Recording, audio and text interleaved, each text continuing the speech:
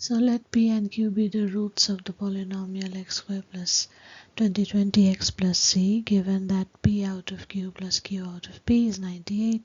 Compute root c. So we know that if a polynomial is of the form ax squared plus bx plus c equals 0, then sum of the roots can be given by minus b out of a, and product of the roots would be c out of a. So in this case, if this was a and this is b and c is c, so then you would have a is 1, b is 2020, so you would get sum of roots, or I should write p and q are the roots, so I should write p plus q would be minus 2020, and pq is c out of a, so c is 1, so c. So now we will put all this in this equation, p out of q. So if you do that, so they've given you p out of q plus q out of p is 98. Was this p? So then, if I cross multiply, like p square plus q square divided by pq is 98. Now you see p square plus q square can be written as p plus q whole square minus pq, because p square plus 2pq plus q square. So obviously you keep this on the right, and if you bring everything else to the left, that's what you would get. So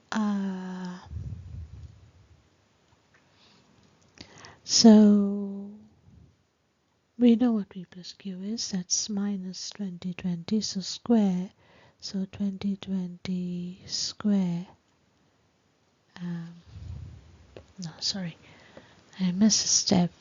So I should write this as so p plus q square minus twice of pq and divided by pq equals 98.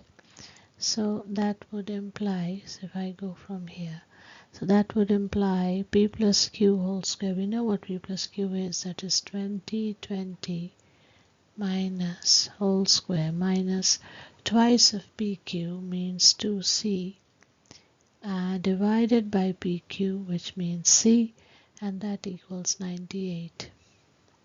So that implies 2020 square minus 2c equals 98c, or 98 plus 2c. So that means it is equal to 100c.